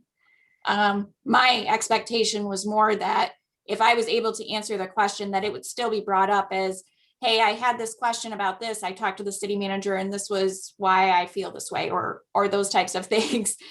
Or that, hey, I need more information. But I can understand how it's kind of evolved to that all being resolved outside of a meeting. And I can see that there would be a concern about transparency. I like the direction of still providing when possible. And I know it isn't always possible, but if there is a heads up on a question, but maybe that instead I just am prepared to discuss it at that meeting. And that's how it's addressed. So it's just a heads up. I want to be transparent, and I know that more and more of an issue or in concern for me, especially in the remote setting, that we're as transparent as possible about our decision making. But I also don't want to lose that efficiency of, if there's an urgent item, I don't want it to get delayed because staff wasn't ready to answer a question. Any other discussion on the supplemental information? All right, now on the miscellaneous inquiries. I think we've kind of touched on this peripherally. I guess, are there any comments on this? Mr. Mayor, Yes, sir. just one quick thing. I would admonish us to be very careful in our communication, particularly email communication with each other, that there's no discussion about city business with more than whoever wrote it and two other people, because that breaks the Open Meetings Act. So if we're asking for miscellaneous information, we need to be very careful with what we're doing there. Never hit reply all. Well, it's actually more than that, Rita. Don't hit reply at all. Because if everybody's been told about it and you reply to a few people, the case can still be made that everybody was involved. So it's the danger of a mass email on a topic that requires a decision by the council. Again, this is one that to me is not too much different than supplemental. I don't know why. First of all, a miscellaneous inquiry, there's countless versions of these that can come up, anywhere from, hey, what's going on at such and such an address with this project, to what caused the water main break over here the other day, to why in the CIP did you include this item here? What, I mean, you can have a myriad of questions, and I think the manager was always looking for the best way to answer those questions, and then was trying to deal with the fact that she wanted to make sure that if she was answering a question for one council member, and correct me if I'm putting words in your mouth, Deb, that you were concerned that all council members were hearing the answers to important questions, that you weren't just providing information just to a subset of the council, whether it's one or just a few. Again, this is one to me that's completely the manager's call, because quite frankly, if I personally call the manager as a city council member and ask her a question and she answers it, I don't necessarily, I might, but I don't necessarily intend for the whole council to know about that conversation. And quite frankly, there's no reason the council has to know about that conversation in many cases. However, it's up to the city manager how she wants to handle it, because she works for the entire council. One thing I would like to see changed in all of these things, if we are going to talk about anything, if we're going to report anything in writing, whether it's supplemental information or miscellaneous information, it should have the name of the council member that asked it. So everybody has a full sense of where this stuff is coming from. But I actually like the best approach on the supplemental was, ask the question, the manager takes note of it and then answers it at the meeting if it comes up in the discussion, or if the manager chooses to answer it. You know, there's also the chance that between the time it's asked and the meeting happens, the answers occur on their own and it doesn't have to be dealt with. The bottom line is with the miscellaneous inquiries, if they're just matters of a question regarding city policy or what's going on in town, that's one thing. It's different if it's asking the manager about things that a city council member wants to do or make changes to. That's when it becomes something that should be discussed really just as an open council agenda item, in my opinion. But any other comments on that? Mayor Pro Tem Brown. Thank you, Mr. Mayor. I'll be short here. Yeah, I think on the supplemental or miscellaneous information, if it's maybe a request for information, I think that there may have been a time when we used the city manager's report on the agenda to say, hey, I'd like some more information about this. Can it be provided at a future meeting? So I think that's one way maybe as a council we can police ourselves. The only other thing I wanted to throw out, it's not specifically under these two questions that the manager has proposed, but I guess I was still trying to understand maybe Councilmember Vogel's question about the budget. And I'm wondering if maybe when we get our monthly financial report, that there is just a cover page to that, or almost a SAR that just says, here's the monthly financial report, FYI, these are the lines or these are the projects that maybe, I would draw your attention to if there's a red flag or if it's, gone significantly over or under budget or something like that. I know we can always go through line by line and look at the percentages and say, okay, we're halfway through the year. We haven't spent 50% of this line. We must be doing pretty good. I don't know if that gets to Councilmember Vogel's question, but maybe just attaching a SAR to our monthly financial report and saying, hey, here are the, as a manager, I'm not concerned about anything, but, FYI, we're getting kind of high on our motor vehicle fund this year or something like that. So just throwing it out there, Deb, do with it what you will. Yeah, I mean, I think to address that question, I think we need to lean more on the mid-year budget kind of evaluation of where we are, because when you get the budget, you're going to get where we are, how we're projecting as far as general costs. You got to remember that all of you see I can't think of anything that's a capital item that you're not going to award the contract for. So you're going to know at that point at the contract award whether it's over budget or under budget. And if it's over budget, you're going to be making a budget amendment. But I understand summarizing it may be more helpful.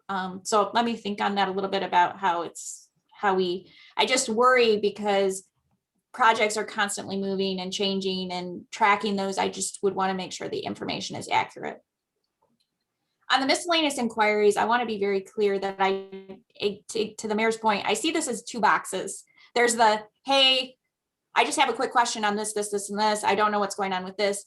But what I'm more concerned about is I want to make sure that inquiries that should go before council are going before council. If it's hey, why do we have this policy? Why don't we have this policy? Or all of those things, that's the thing that I envision more a council discussion of whether it's a priority from their perspective. And so that's kind of where I'm line, but I think that's something I just have to manage. And I'm hearing that that's not off of what council is expecting, that some of those inquiries would come back to council and those that can be quickly answered should be addressed.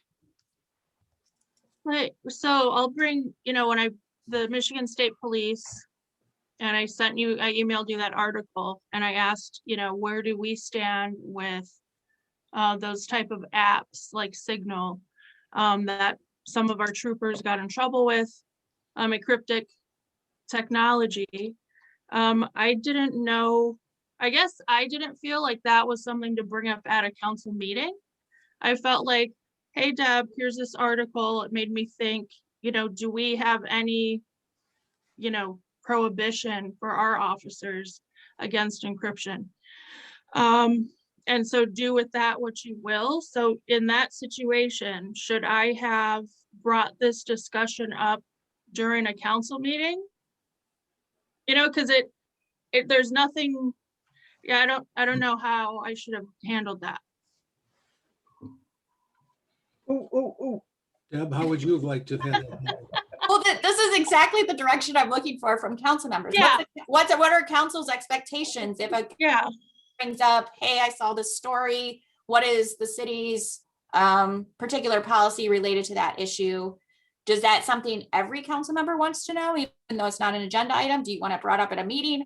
How do you want that handled? and I know I felt like I'm sending you this. If it's a thing, you'll bring it up to us. If it's not a thing, you know, like it's not, this was definitely a miscellaneous. It wasn't, of course, supplemental because it wasn't on an agenda. So, you know, I don't know. And if it comes back, oh yeah, we have a policy, and it came back, you know, hey, I'm looking into that. Good looking out. We do not, you know. Leon, did you want to say something? Yeah, I think that's exactly the kind of thing you need to bring up in a meeting, Regan, just so now all of us know. And it's something that even if we don't have to take any action on it, it's beneficial for us to know that those kinds of things are going on out there that maybe some of us didn't know about. So it just raises our awareness, it shares information with council, and it doesn't put the onus on the administrator to decide whether or not it has to be shared or brought up in a meeting or anything else. It's really simple. It doesn't take a lot of time. And I personally, for those kinds of things, I appreciate hearing that kind of stuff. And I try to share that stuff if I know it or if I hear it, so everybody can benefit from it, not just like I said, it takes the pressure off the administrator to decide whether or not it's, you know, she's got other things to worry about. You can bring it up in a meeting. If it's something that we decide that maybe we need a little bit more information on, or we need to act on it, or we need to do something with it, we can give her that direction at that time, and that gives her time to go forward and deal with it. But I would certainly appreciate that kind of stuff in a meeting, personally. Okay, no. And just so you know, the council member reports part of the agenda is specifically for bringing things to the council that the council of the community might want to know about. Each council member gets 3 minutes to do that. And that would be the perfect time to ask, hey, I read this thing about this and this and this. Does the city have some issue, or do we have something going on with this?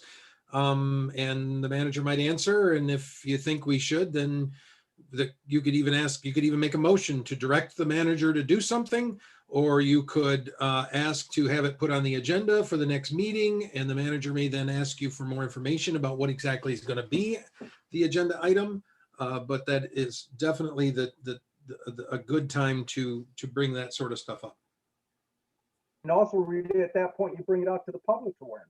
So, and I know you spend a lot of time on social media, and you probably share that with them that way. But there's a lot of folks that don't follow that route. So any avenue that you can follow is a good thing to me. And so it's not just informing us; it's sharing it with the residents of the city as well. I appreciate that encouragement. Thank you, Leon. Any other discussion on the manager's communication issue? Question. I don't know what to call it.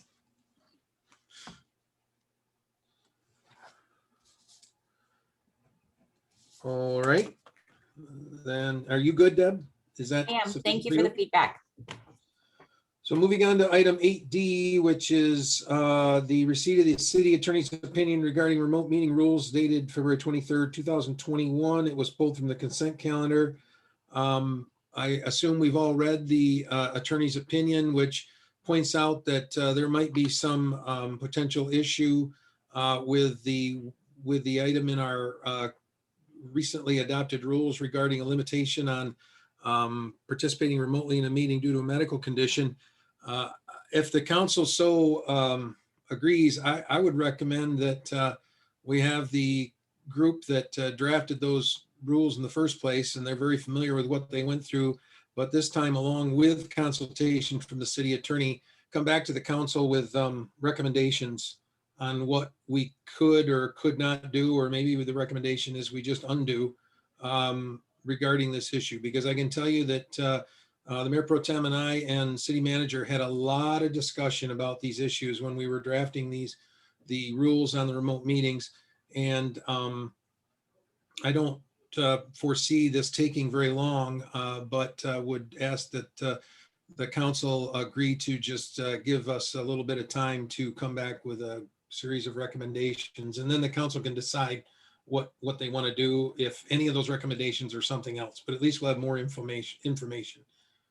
Councilmember Mayor, Clark? Go ahead, Clark, Leon. Yeah, I'm fine with what you're suggesting, except that I think that the city attorney missed the mark on this one as well, because I think the question was actually the limitation of only being able to miss 2 meetings remotely, as opposed to what our charter spells out. That was the question that was raised, and that was the concern at the time. And his response is to me miles away from what the question was actually asked. He's saying that he's talking about whether or not you should be allowed to participate in a meeting remotely, and we already know that the state legislatures dealt with that, and it's allowed until the end of the year. So I think he missed the mark on, I mean, you can go back and adjust if you want, but I think that he never answered the question that was actually posed. And I think that I think we can get that resolved if we can sit down and have a discussion with it. Councilmember Vogel? yeah, I was gonna say the same thing. It was my understanding Jerry's question was, if you could only miss 2 remote, but we can miss an enormous amount of in person, how does that balance?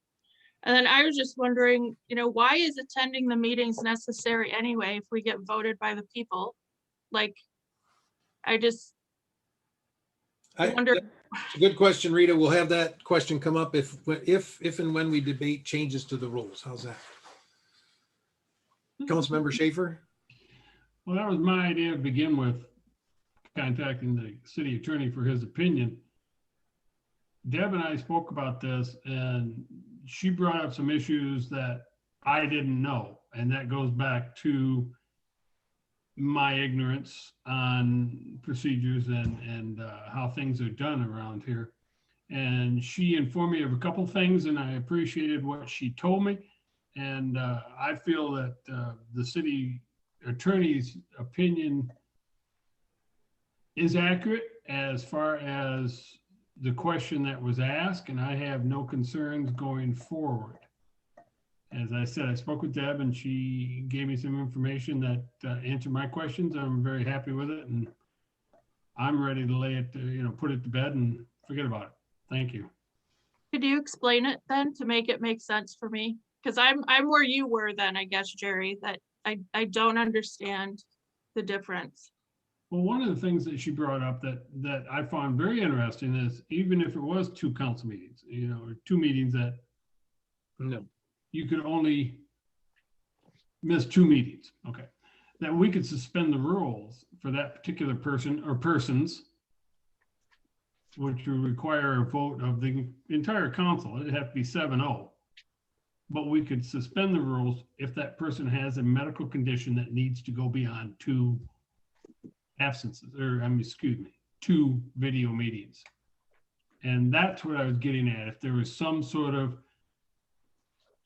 accommodation we could make for that person or persons, that if the situation was really a serious medical condition, that we could go on, and that person who was elected by the public could continue to do the job that the people hired him or her to do. So I have no concerns now. How did Les Bruno leave every winter? I don't know. I don't know Les. Councilmember Clark? I can answer that. He submitted a letter in writing requesting an excused absence for the meetings that he was going to miss. And if you read the charter says that you can do that. So getting back to your question too, Rita, about why do you need to attend the meetings, is because the charter tells us we have to. It tells us how many meetings that we can miss because we were elected to represent people. That means you have to be at a meeting to represent them and to legislate. That's our requirement. The charter tells us how many meetings we can miss unexcused.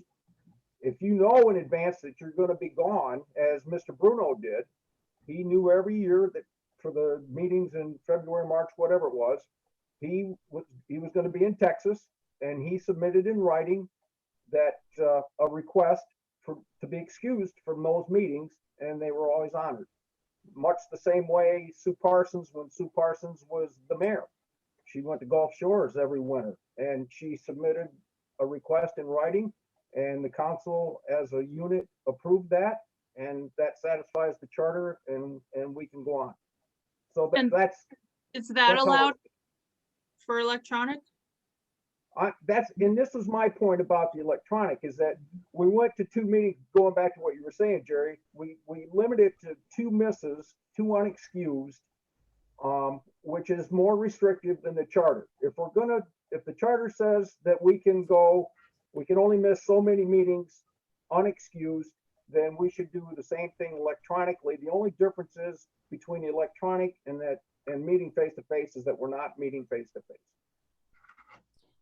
Mr. Mayor, So just a second. So what I'm hearing, I guess, in general, is the council doesn't have any problem with us going back and reviewing this and then coming back with recommendations. Is that what I'm hearing? I think we should just let it go. I have no problem with the way it is set up now. If the person who is requesting a medical waiver to stay home and do it on the computer has a serious medical condition and the board agrees. If all 7 of us say, yeah, that's fine, then I don't have any problem with it at all. I don't think we need to change anything. I don't think we need to do anything. We don't have to approve that. It's Jerry, incumbent because upon the person who is state says we requesting can to do it. tell us why they feel they need to stay home. And if they come up with a plausible reason, a good reason, then I don't have a problem with it. the state has already said that if they have a medical condition or if they're in the military, those are the only 2 excuses you have to be able to participate electronically. We're talking about missing meetings. And medical excuse. No. I was talking about the requirement that if they missed 2 meetings, they were not allowed to participate. just to be clear, Mr. Mayor, Yes, ma'am. Go ahead. You do I that think- better than me. I think we're confusing the issues. And what we're confusing the excused absence and absence requirement in the charter with the discussion about the remote meeting. What Jerry was, I believe, concerned about was we were restricting it to only 2 meetings you could meet remotely. It's not that you're not attending, it's that you're attending remotely. And so what the rules were stating was that it was going to restrict that to 2 meetings. And I know in talking with Jerry one-on-one, Councilmember Schaefer, the one of the questions he had, well, what if there's a real serious issue and there's a concern and it takes more than 2 meetings? And I reminded him that the rules are voted on by the council. If you felt that there is something that needed to be brought to the council's attention to suspend or extend that, that could be a vote by the council. That's known in an ordinance or things like that, it's a vote by the council. And so I think that's what he's talking about with having a little bit of flexibility if there is a situation that may require more than 2. But this isn't about missing meetings. The Open Meetings Act considers remote participation as attending the meeting. It's about the restriction of only participating twice remotely. That's exactly what I was talking about. Thank you, Deb. All right. Well, I'm gonna, in light of the opinion, and I appreciate Jerry's comments. In light of the opinion, I still believe we should review it. I know I have a number of questions with the attorney about the opinion personally. I think, and it's based on the research that was done prior when we drafted the rules in the first place. So unless the council is, I don't hear any strong resistance to that. We'll probably try to get a meeting together between Deb and Marlon and Tom Hitch and I, and have a discussion about this and come up with options. And maybe those options will be just leave it the way it is. We'll just go forward and do that. Is there any other discussion or comments? Mr. Gosha? Do you need a movement to do that or no? Or motion to do that or no? I don't believe so. All right, thanks.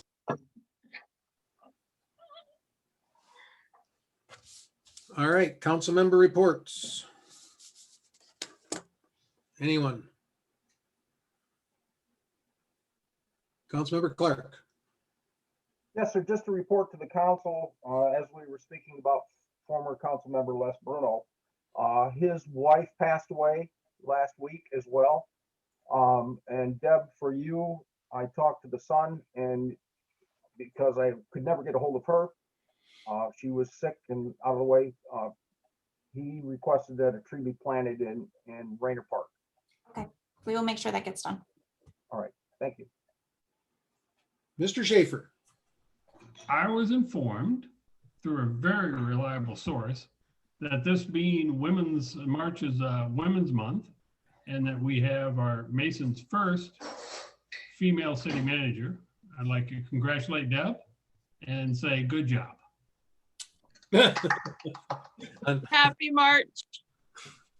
Any other council member reports? Thank you. Councilmember Ferris. Just a reminder again that we are looking for a recipient for the honor of choosing the tree for Arbor Day. And we will be meeting March 22nd. So anything that gets by email or written mail to the to Sarah, the city clerk, would be great. Thank you. Councilmember Clark again. Sorry. I try to be the first one to admit when I was wrong, and I reread that section, and you guys were absolutely right, and I misunderstood it.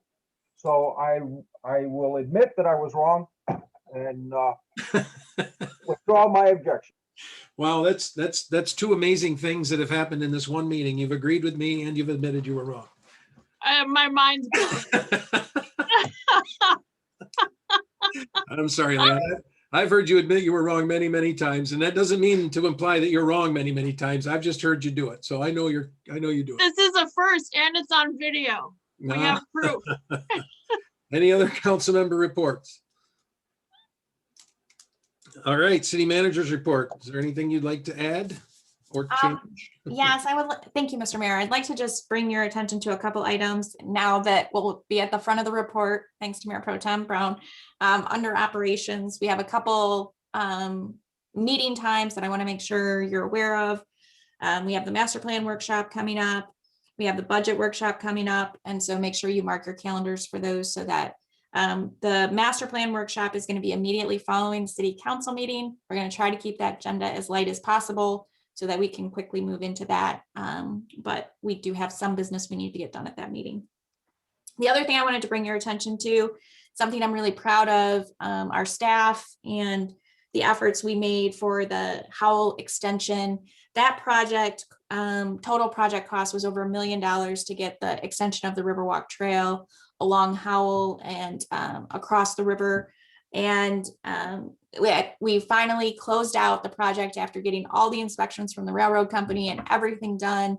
And it ended up that the city contributed just over $12,000 to that project and was able to leverage funding from all other sources to get that. And I just want to highlight that that was over $800,000 in trail funding. We also just submitted our final report for the Kearns Road extension. The city of Mason has really received a lot of money from that trail revenue, and everything that we have asked for, we have received grants for related to that and fully funded. So I just wanted to bring that to your attention. I thought that was a great project that really served the community well, but with little use of general fund money.